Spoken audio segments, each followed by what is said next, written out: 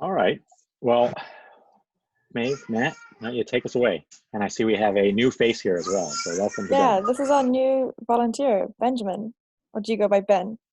Bet either works. Express Okay. yourself. So your parents are from South Africa? Yes. Yeah, guys, look at this. Got some more people here. Welcome to the team, Ben. I mean, I don't know if you had a chance to read David's message on the channel, which just sets out the phases. Yeah, a little bit. I mean, I just checked out the project this morning, and there's like a lot of content to consume. So I haven't exactly read everything yet. That is There's fair. the Entirely That's Very fair. fair, yeah. true. Very accurate. there's But I the see that you did volun. complete the volunteer form, so thank you I very much did, for yeah, yeah. that. So yeah, we're kind of like basically the upshot of that long message is that we are in the middle of a sprint trying to get the restraining order finished, so that we can show that to the court. So we might not be as responsive or as active in onboarding this week, but we will try and get you set up as best we can.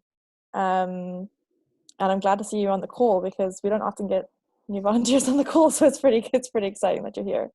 I don't know if I've been working on the affidavit of care and custody, and every time I work on it, I find new issues. I know, Matt, did you say that you were going to have a look at those issues that I opened on GitHub? I did. Sorry, my cat's being a weirdo, so that's what I'm doing over here. Okay. So that's what I've been doing, and I've done a bit of the plain language changes, and then the rest it's above my pay grade. I can't change, so I've just noted some other issues that needed to be added, and then I wanted to go over the prior custody cases with you, Caroline, maybe afterwards. Just have a look at that question again.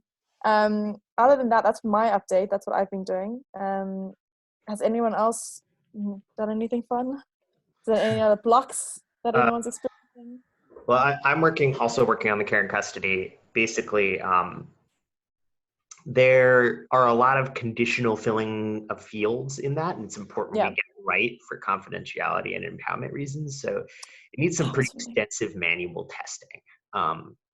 And so, I've done a lot of the testing. I did a lot of, this is the problem though, because sorry, I interrupted you, Matt. No, well, I was going to say is that I have a methodical system for going through it, but I need to ask Quentin about how many permutations are necessary because there's been some behavior I hadn't expected. And also, I think there should be more people testing it besides me. Maybe that could be something Ben could do. Give it a once through and catch what I catch, but I definitely don't think that should be the end of it. But I think that also brings up a larger conversation that maybe we want to put a pin in for later in this call, that I think we have to set up a manual testing apparatus as a part of the sprint, whether it's before or after we hand off to the court. I think that's up for discussion. I don't know a lot about testing, and I don't think we have a lot of expertise on testing in the project right now. My testing was literally just running through the form and seeing running through the different answers of the form, the different permutations of the form, and seeing if what was checked and what was supposed to come up came up. Michelle and I fixed the first thing, which was that the fields were filled in on the preview before signature, but then when we signed it, all the fields disappeared. And that was just a case of copying the variables. So that's done. But other than that, I mean, there was definitely certain things that I put them in the issues. So I don't know, maybe Matt, if you and I could work on that together, is that something you would be interested in doing? Yeah. I guess I think I definitely welcome that help, but I'm also we've spent a lot of time thinking about how to mitigate safety issues with language, but I don't think we've spent enough time at all thinking about how to mitigate safety issues through testing. Because if the form just isn't doing what we think it does, that's a worse safety issue than. So one, I think there does need to be testing. Some of it, the question is how much time do we want to put into testing that doesn't test the stitched version? because the stitched version is going to need everything to be retested all over again. And testing now will definitely like identify some good issues, but that's why I have been holding off on pushing on testing. But this is not unexpected. This code, you know, this has been written in a short amount of time. We haven't had when you don't set up testing to begin with, there are going to be bugs.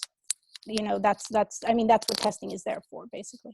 Yeah, So, I think absolutely. This form hadn't been 100% implemented too, so it's a little different. This will help, I think, Matt identify the things that aren't implemented in the logic yet, as well as problems. So okay, so that's where the other ones that's a are good much point. more complete, I think, other than Yeah, and let me reframe in terms of saying, like, I agree with Michelle's framing of this is not unexpected or a failure. It's just like now is the time to, like, if we're not doing testing now, I think we need to make a plan for doing testing now. Yeah. So that's the thing is that what issued is, well, in one of the issues I wasn't even sure if it was an issue, because in the care and custody affidavit it calls for if it discloses an adoption, and that adoption needs to be kept confidential, and no matter what I checked, that question wasn't coming up. And I was thinking that perhaps it's linked to the empowerment question, and that when that's all stitched together, I mean, you're going to be doing the empowerment as well, and that'll solve it. So I mean, and that's what I'm not sure if I hear your issue of Matt of or Michelle, of testing it now versus testing the stitched version, because affidavit of care and custody is never going to be by itself. I will say if we package though, so all the behavior on there should be implemented. So before we get into that adoption thing should come. It should work as an independent so form. so before we go into, wait guys. Yeah, Michelle. Before we go into the details of the individual forms, like that can be a discussion, but I think the general thing is, if we have enough people that can start testing things, then yes, we should start getting things tested. If we don't have enough people, then we don't have enough people, right? Then we need to get done the things and testing will have to be one of the things that we get done as we get things done.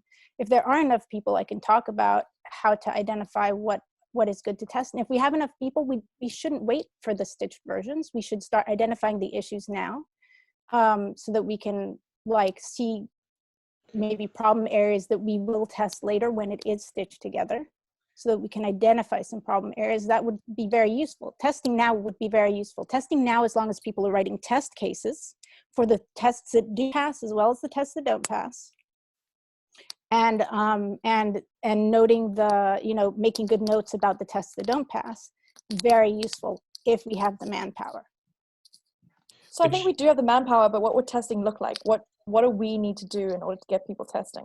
That is a conversation about testing, and you tell me if you want to have that now or after this meeting.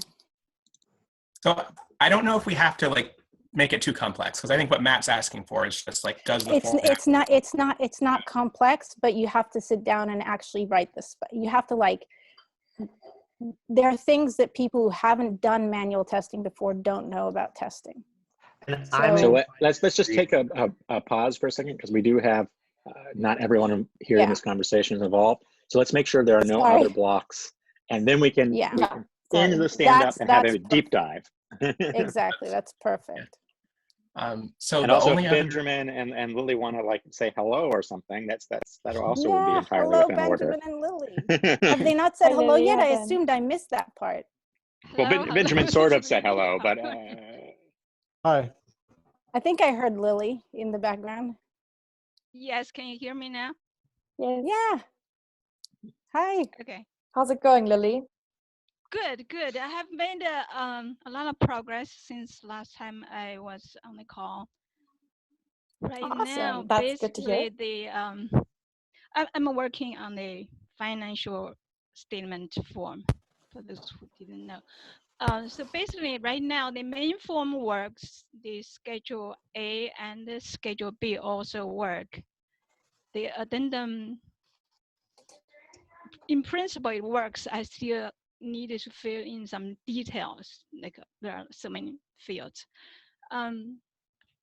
There is one issue I am working on now, which is the last component of this whole form.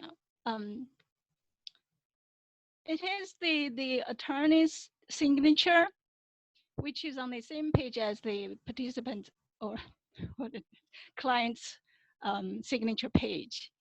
I was able to use the sample code from Jonathan's instruction, and I could get the interview work so that after the client finished all the questions, he would send a link to the attorney, and the attorney would have to log in and answer a question and sign, and then the whole thing completes. But my question, maybe it's because I don't have the law background. I just feel from user point of view, like when the attorney signs the agrees and say agree all the information on this form is accurate, he needs to see the form beforehand, right? The way the sample code works is basically it's a small sample, so it only displays one or two items on the screen and say this is the from the client. Do you agree? But in this form that I'm working, there are hundreds of items. So it's impossible to show them on the screen.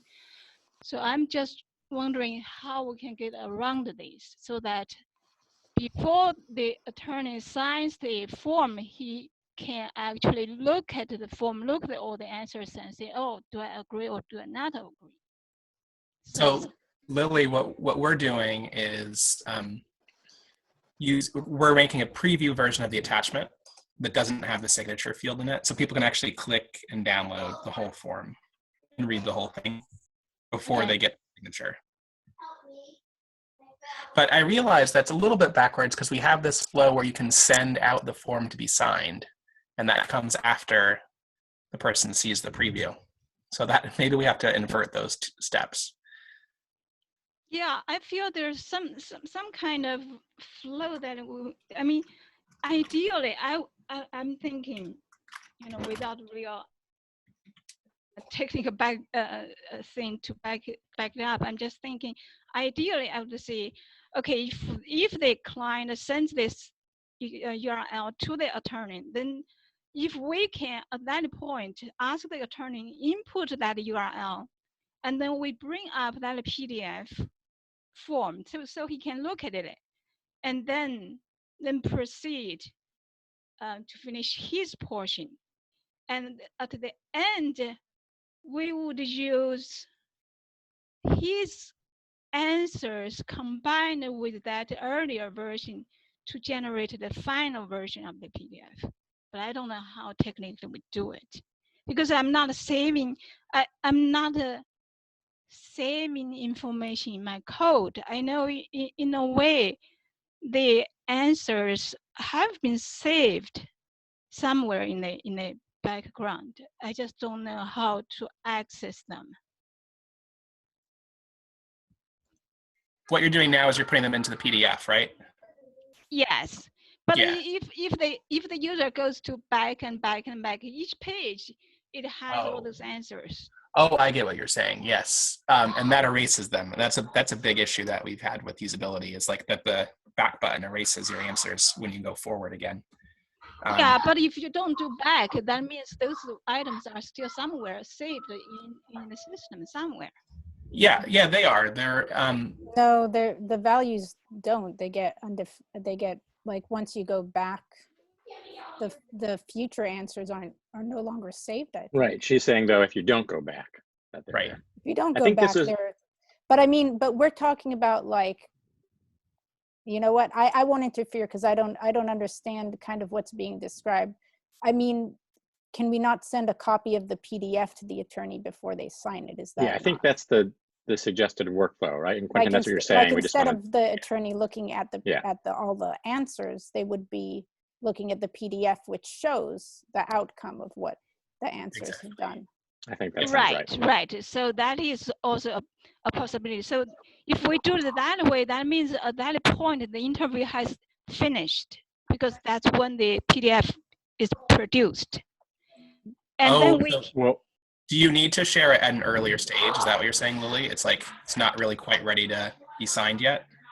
Yeah, from the sample that Jonathan shows, the client actually waits for the attorney's signature, and then once that signature is completed, then he can proceed to the end. I'm gonna pause for a sec, just because I don't know if we have answered this, but is this the 209A that we're talking about right now? No, it's the financial statement. Okay.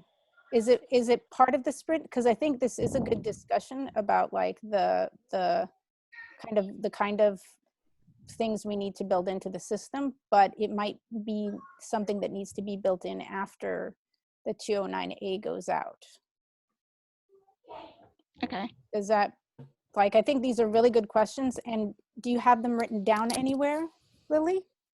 Like, have you written this out anywhere? Because that would be really useful to have, because I don't want to lose it while we're doing the sprint, because I'm not going to be able to keep track of it. But if other people feel questions? They can keep track. Yeah, like the situation and like what we're considering and what we've tried and what hasn't worked, kind of thing, right? So yeah, definitely I can write something down. But right now, this is the last item that I need in order to complete this whole form. Okay. So she's finished the financial statement, except for this thing that we don't even have an answer to, which is amazing. It's the second worst form in the world after the affidavit of care. Awesome. for different reasons. Well, that's really impressive, Lily. Thank you for doing that. Do you think you'd be able to like kind of hold on to that while we finish the 209A and kind of hold that where it's at until we can, have more of, until this sprint is over and we're more into the marathon stage and can actually sit down and think about it, like Definitely. Yeah. I was thinking, well, number one, if you have done this before, I want to learn. Number two, if no, then we can just say this form is finished as like a version 1, so that at least the client can send the PDF and physically or in some other way, instead of saying we need to continue into the interview, we say the interview is completed, but the attorney can sign in some other way. Okay. So let's think about that. Yeah. Yeah. So definitely, I don't need an answer right away. I can just wrap it up as it is, so that I can. That's amazing. Move on to something else. Oh, I do have a question for Caroline. Last time we talked, I could not connect to GitHub to check in the code. Is that issue resolved with Kindle? So there was a bug that Jonathan fixed. I don't know what was going on, because suddenly we couldn't commit to the virtual court repo. That is fixed. So I just installed the upgraded version of DocAssembled that fixes that problem. Is that the same problem, or? I think it's slightly different. I think, Lily, you're talking about our server, our DocAssemble server, right? Yeah. Right. So, so I talked to Kendall about that. That was fixed, but I don't think you know about the assembly line server. So that's probably where you want to put the financial you want to move the financial statement over to that. And I can show you how to do that. And Maeve's done a really good, like really straightforward tutorial for that. So okay, great. It doesn't have to, actually. It's in some ways it's easier if you're using a different DocAssemble server. You don't have to wait when people are restarting the service in the background. And then it all goes to GitHub. So that actually is fine. She doesn't have to change servers unless she wants to. Oh, so she can use our server and send to your Git. Oh, of course, yeah. I was thinking, right. So there's the repository. Okay. All right. You'll just want to install a couple I have run into issues before with working from different forks as opposed to plugging. Yeah, this one, right. But this is, I think we can figure this out. And if it doesn't Sure. work, we can come back to you then, probably. Sure.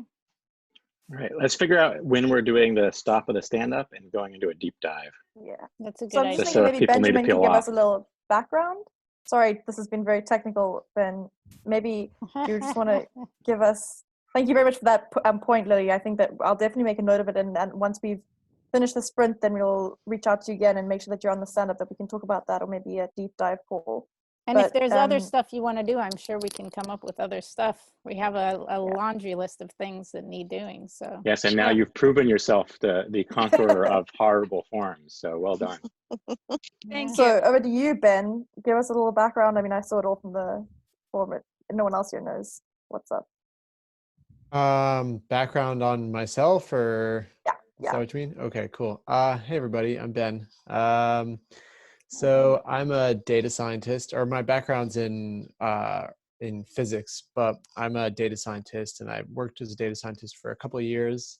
And I did some and mostly Python, and making some sort of live streaming distributed systems for like event detection things using geospatial data at a defense contractor in the Boston area. And then I started getting into a little bit of full stack development, and from one event led to another. I ended up taking the past year mostly off. I traveled for a while, and I was doing some teaching, some like language teaching, some guitar teaching, and I started getting back into a job search again, like a couple months ago, I think, looking for data science jobs. And then, the virus sort of hit, and basically all my interview processes became frozen or halted. And so I'm still doing that, but I've started working on some other projects and doing some more teaching and stuff in the meantime. And I came across this because I used to go or participate at Code for Boston. I think it must have been a year Michelle. ago. Huh? Michelle also works at Code for Boston, right, Michelle? I volunteer there, yeah. Oh, cool. Yeah. So I was a little involved on the Community Connect project for like a month or two. With Galia. She's awesome. They're really impressive. I didn't have that much to contribute because I didn't use, or I wasn't familiar with like the technologies they're using. I have not really much like front end experience at all. And yeah, so I just came across this, and I was like, oh, there's like translation and Python involved. And yeah, so I just kind of followed the links and clicked away, and here we are. So Ben, also you speak Portuguese and Spanish. Portuguese. Spanish is okay. Portuguese, yes. So we've got that information. It's nice to meet you, and sorry to keep you on the technical call, but we're trying to get people onto the stand-up, and the stand-up's supposed to generally flow. I messed up the flow today. It's supposed to be like if anyone's having a block, and then we talk about that, and then the progress that people are making. But in this week, as I said, we're really just focusing on the 209A restraining order. So that's why there's a little. This isn't how it usually is. Okay. But it's really good to have you on the project, and we're really excited to get to work with you.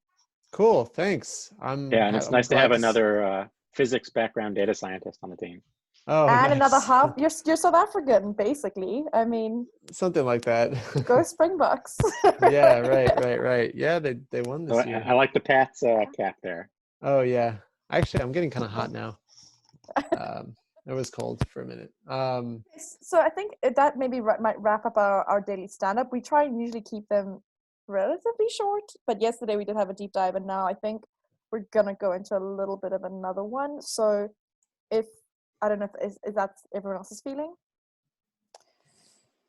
I mean, I think if people need to peel off, they can peel off. If you need to jump off, if you feel like, but please don't. If you want to stay forever. Yeah, if you want to stay in here, you're welcome to stay, but you don't have to. Keep us on in the background like a podcast. Or if you want to listen to a podcast, you can listen to Quentin being interviewed by. It was really good, Quentin. I really enjoyed it. Oh, thanks. Yeah, it's hard to listen to myself afterwards, but it's a nice conversation. Yeah, it was a good conversation. The link is in the Slack bit if you do listen to podcasts and you want to listen. But otherwise, feel free to jump off. I think we're going to do a deep dive into the 209A now. So before I leave, I'm just curious. I saw that there's sort of the guideline for getting started, and there's the sort of workflow of how this sort of assembly line works. Are there any other resources you recommend checking out? I think we'll maybe have that conversation after the stand-up in Slack. That might be the best way, Okay. and that way we can provide links and all that stuff. Okay. There are generally quite a lot of links in the guide, so you can almost click 2 through minutes. the. What? No. No, I'm not saying that as a negative thing, but just like, yeah, there's a lot lot. of links. There are a lot of basically links into everything. So Great number of links for the amount of the Trello tutorial, just to see how we're using Trello, and then also the Docassemble tutorial to see how to get set up. So let's talk about this afterwards. Okay. Yeah. No, those are the that's two cool. things that I would look at. Yeah. Okay. Okay. Cool. It was nice to meet you. And Lily, I'm not sure if you want to stick around for this call either. Well, part of the I mean that. But you're that's welcome to. Are you? You're more than welcome to stay. You're on mute, Lily, in case that's the problem. Oh, sorry. Yes. What was the question? We're just saying you're completely welcome to stay. We're going to go, I think, into a deep dive on tests for a bit.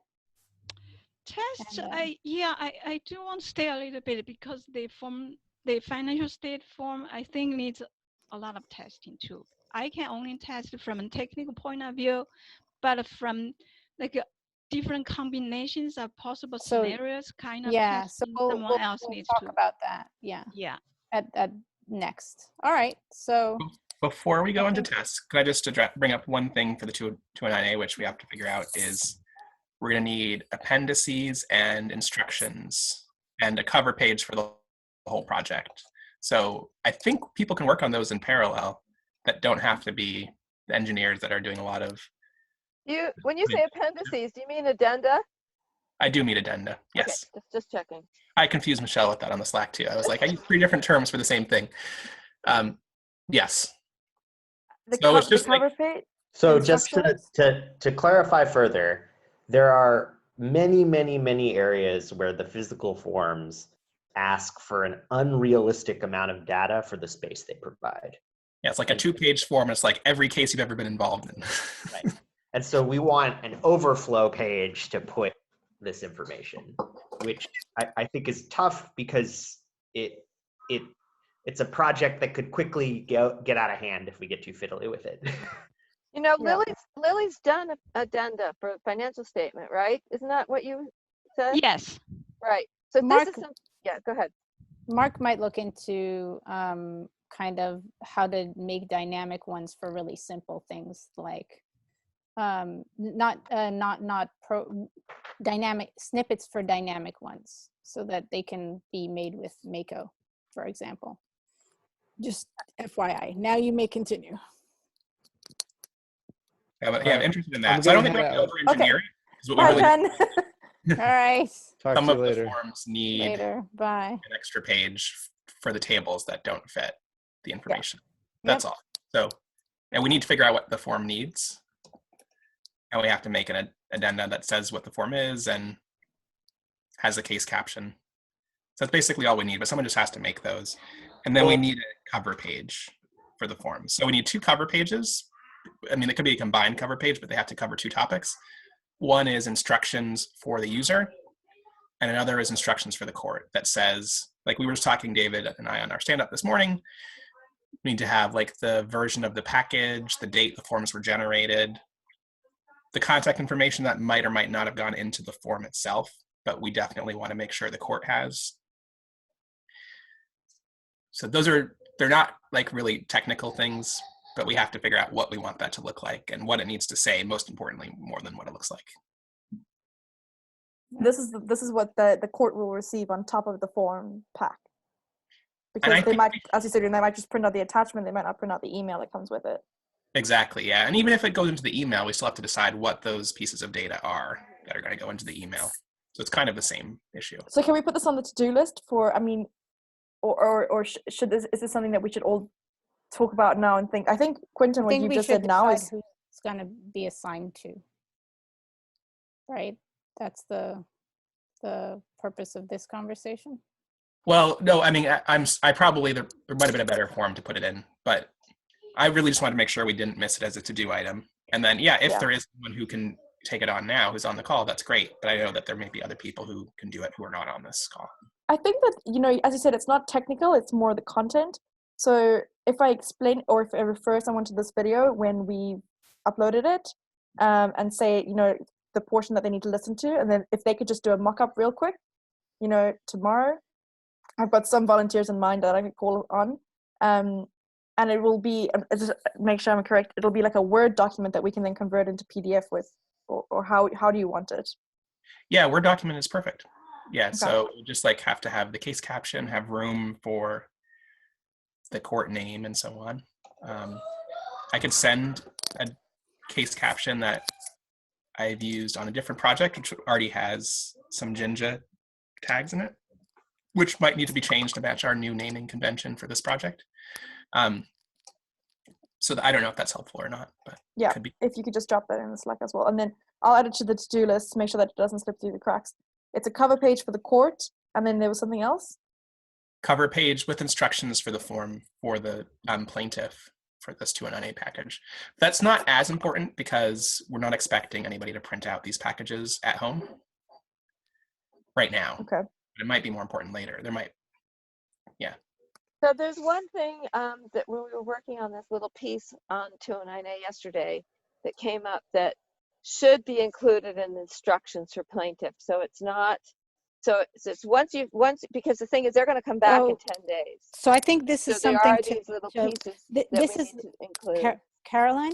Yeah, Sorry, I'm not talking like, specifically about it. I just wanted to mention that with some forms, there may be there may be instructions that we do want to make sure that plaintiffs have. And the other day we were saying there really wasn't much because it's just going to go straight to the court. Yeah. I don't think, I'm going back on that, thinking about there are things that the plaintiff, the user of the interview probably does need to know. Okay. All right, so someone make a note of that, I think is what we can do right now, right? Yeah. Okay. It's just going to basically be expanding on the instructions for the user. Okay. Further than call the court if you haven't heard from them in X amount. Yeah. Yeah. Okay. Kate, do you have something to say? I just have an idea of someone who maybe could help with that too. One of the SMEs reached out and said she's like she wants to do more. She's really liking it. So that might be a good one. I'll talk to you afterwards about who we can, I'm just putting it on the to-do list right now so that I don't forget about it. But otherwise, I think this conversation goes to testing. Am I correct? I'm ready for that. I don't know if my internet connection is really bad. Raise a hand. Thumbs up. What? Is my connection really bad, or are some people like? I think it's freezing bad today right now for whatever reason. Thanks, Lily. Yeah. What are we thumbing up? I'll agree. Talking about testing. Moving on. Yeah. Testing. Yeah. Okay. Who wants to lead this? So I have some thoughts. Manual testing. About manual testing. This is manual testing because automated testing is very complicated in doc assemble. And someday we may be able to do more regular automated testing that is similar to manual testing. But so what manual testers, QA testers need is basically a list of what tests to run and descriptions of you try this value, you try that value, you press continue, you press add another, you then press this, and the expected outcome, which should be, you know, all the text appears like, or an image of what the text should look like or something. That is how to set up consistent manual tests, and to build those tests. Knowledge that is good to have is an understanding of the edge cases. And as like someone goes through and tests, they should write down the steps they're taking. That is one of the ways to do it, is as you go through manually testing some piece of information, especially if you're the one who wrote it, knows the kind of interaction that should exist. That is one of the clearest ways to make a test, is to write down the steps. It is not enough to give general guidelines. It's just not as effective and doesn't get you the kind of thoroughness that we're looking for if we're looking for a certain level of fidelity. So that is what I have seen in the past, that is what I have understood from manual Q&A testers in the past, though I don't know all their lingo. And then a way for them to submit detailed reports about things that aren't working. And what they tested and how they followed that. I mean, that's, yeah. Because what I did yesterday was basically run through the affidavit of care and custody by selecting different options, but it wasn't by any means thorough in the sense that there was certain branches that I maybe didn't go down. And basically how it goes is, you know, it branches off. And, you know, I feel confident that I got most of it in and I picked up the issues that I needed to, but it certainly needs to be more thorough and people need to test every single branch that could possibly. Yes, Matt? Oh no, once you're done, that's all. That was it. I was just speaking. So my suggestion is, I think Michelle is absolutely right that like this is one of those things that to get any use out of volunteer labor and labor that other people are doing that we aren't doing with our own eyes, we need to be methodical about it. In reading up on briefly on manual testing, it's not so much a technical, writing up the test cases is not so much a technical task as it is like a very methodical task. And frankly, in writing up some sample test cases, I found that my legal training was quite helpful in terms of having to very much show your work and go step by step and taking nothing for granted. And I think what you're doing is manual testing me. And so I guess my suggestion would be, instead of doing it, write out all the branches and then assign out the branches. I think that would be my suggestion. And I think you mean branches as in branching paths that you can take when you are. That's what I meant. So I used the term. Thank you for that correction, Michelle, because branches mean options. It's basically the different permutations that you could go through. And I mean, for the affidavit of care and custody, there are a lot. I mean, and I'm happy to get on a call with you afterwards and show you how I've been doing that. And again, if you're doing that, then I don't have to, and I can jump to, I mean, either I can jump on the manual testing bandwagon with you and work out the kinks, or help Quentin and Michelle with stuff. But I'd personally feel a lot better if we got this into a place where we could have people who aren't on this call doing manual testing. Yeah. And as you said, that we need to be methodical about that, and we need to set up how to do it, because it's something that anyone with instructions could really do, right? They just need to be very attention to detail. They need to have attention to detail. So what would that documentation? And a checklist. Checklist would be amazing for that. Yeah. Yeah. Can I say something? Yes. Sorry. Okay. Well, on my prior job, I was a programmer, and we had a group of testers. Their daily job is to test.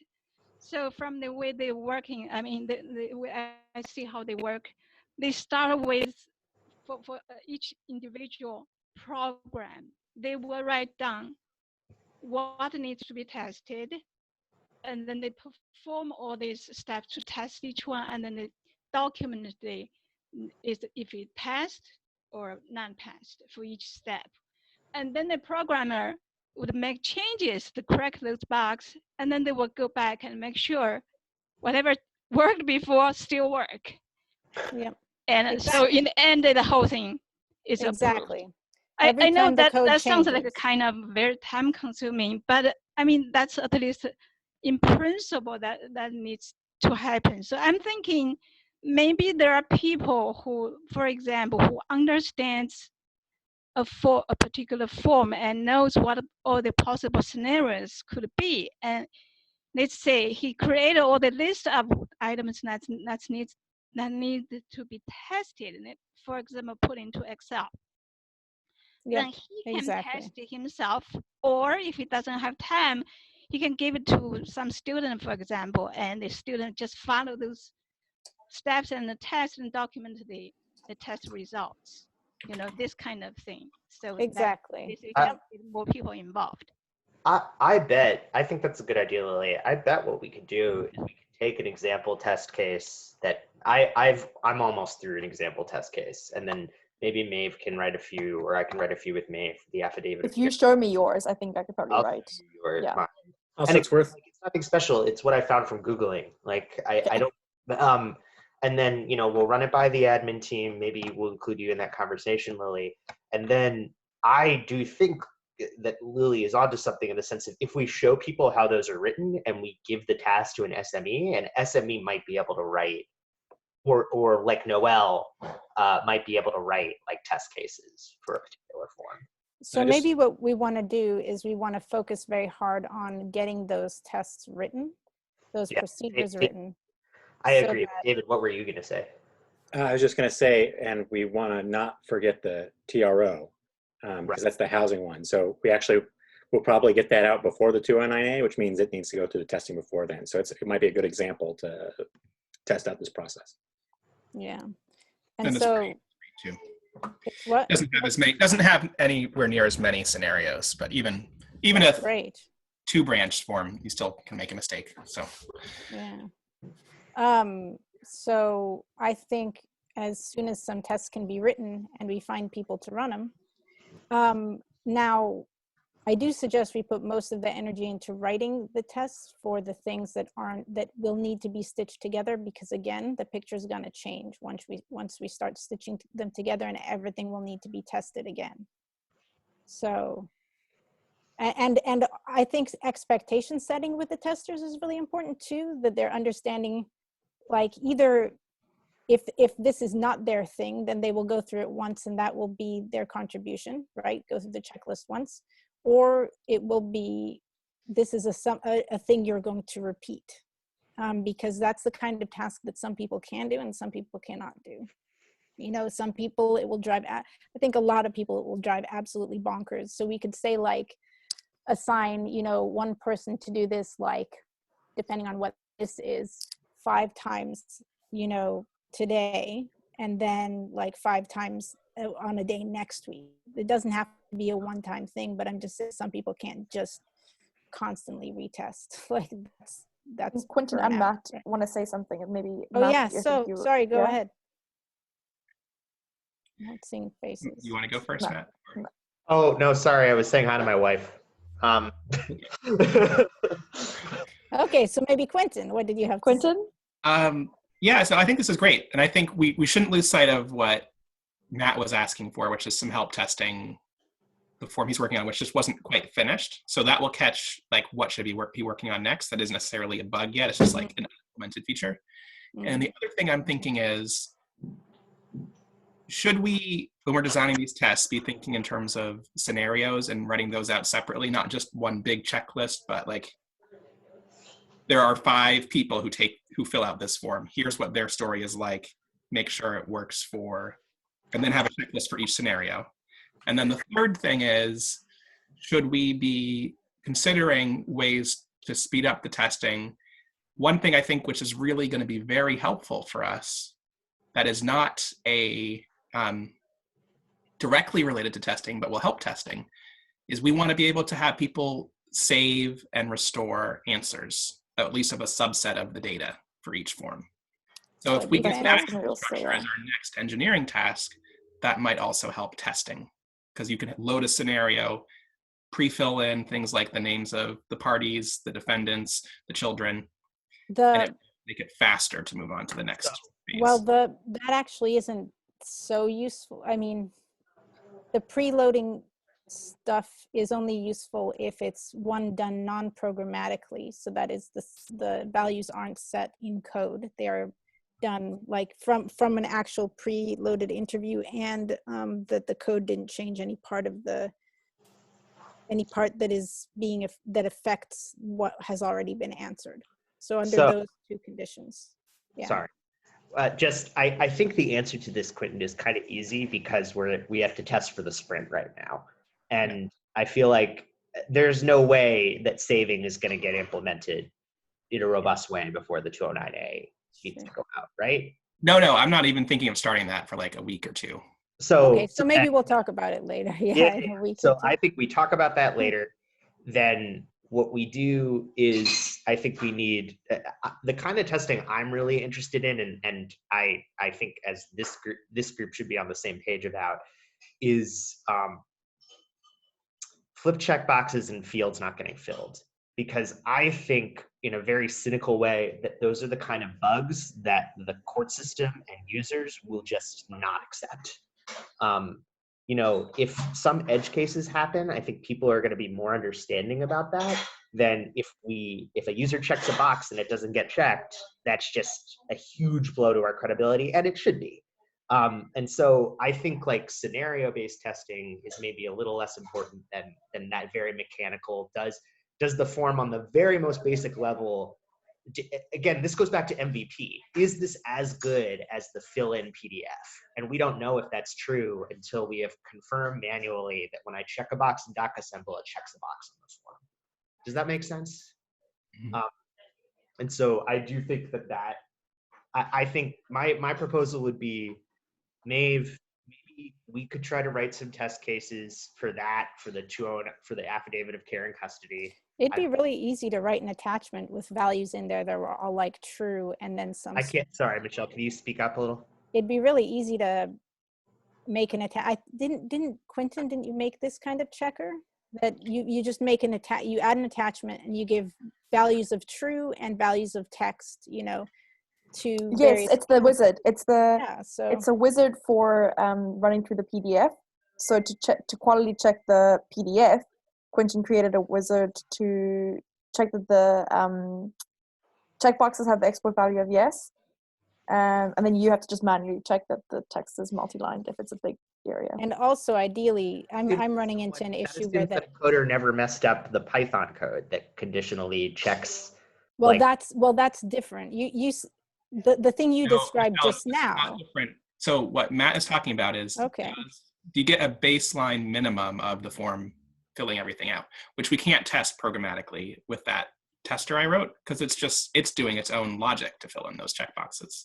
That's just testing, as Maeve said. So you're actually saying like, if I select this on the form, then this checkbox gets checked? Mm-hmm. Like, yeah. That is scenario testing. You're testing like this branch fills out this, like you're testing like if I check mark everything, right? Right, but we're meaning different things. But Quentin was saying scenario testing. He is talking about like starting from a place of as I understand you, Quentin, like, does this person's legal story get accurately told on the form? And I'm talking about something much more mechanistic, which is what you're talking about, Michelle. Okay. Like does that make sense? I think we're all on the same page, basically. Yeah, I think we are. So what I would say, if people disagree, feel free to, but Maeve and I will start to do some cases for the 209A affidavit of care and custody.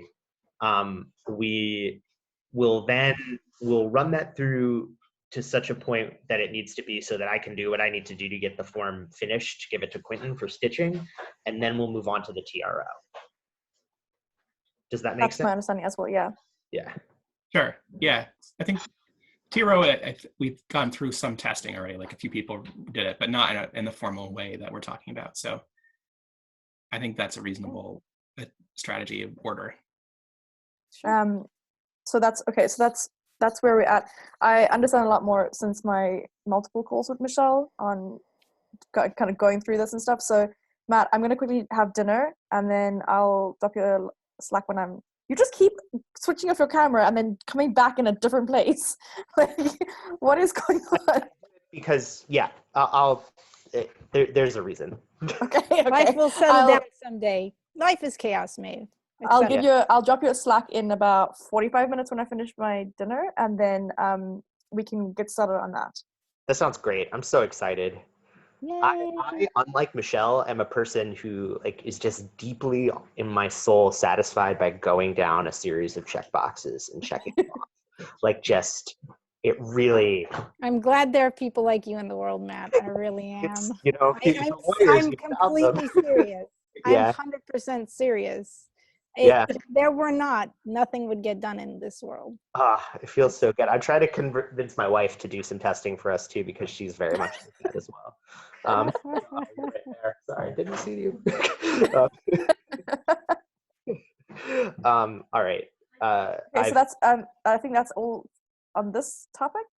That's all on this topic. I need to talk to someone about the 209A because I don't think all the language is contained in that document because I keep running across things that are not complete sentences or things like that. So there's either something I'm misunderstanding or not all the text is contained in that document or something. That person is not me. Yeah, I don't think we wrote out every sentence for every question. Oh, I thought that was the language. Okay. Well, no, I think there's like some points where it's, I think there were some points writing it, we were kind of just putting stuff down. But if there's specific things, can you like flag them? I mean, sure. I'll just be like this. I mean, I'll put it in the code. I mean, I'll try. Like interview, right? Like I've been trying to make a comment in the Google Doc when I see them, but like I also don't know everything that's right. Yeah, just try to. Sorry, I'm just like I ended up with a bunch of like follow-up work after court today. But. Well, I think a lot of those was, this is where you're going to ask this question. This is where you're going to ask this question. It was really about the flow through the questions. I thought it was the language. I thought that was the language reference. No, I mean, there is some language in there, but mostly it was, this is the way. Okay, then that makes a lot more sense and makes me a lot less nervous. Good. No, perfect. No, I'm glad to hear it.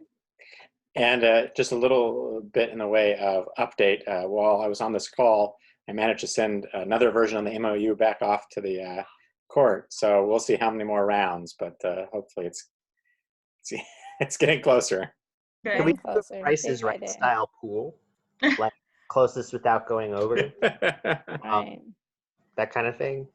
I think it'd be fun. I don't know what we'd wager. Yeah, we'll talk offline. That's hilarious. Okay, I'm going to jump off and get some dinner. I'll drop you a Slack, Matt, shortly, and I will see you guys on Slack, all of you. And thank you for joining, Lily. It was really good to have you on the call today. Yeah. Is there anything else that we can do for you? Oh no, this is good. Thank you so much. Thank you. Yeah. And Lily, if I could impose on you once more, could you let us know where your code for the appendices that you've made is? Because I'd love to take a look at it. Yeah, sure. I mean, I can talk to you afterwards if you want. I can send a link or something and see what you need exactly. I don't have a lot of code for it, really. Yeah, sure. Yeah, I mean, what you've done might be just what we need. So that's what I was suggesting. Yeah. So in that case, just wait until I talk to Karina and check in the code. Then you will see everything. Sure. All right. All right, everybody. Thank you all. Right. The phase 2. Let's get there someday. I vote for well. Bye, everybody. Bye. Okay, bye-bye. Thank you. Bye-bye.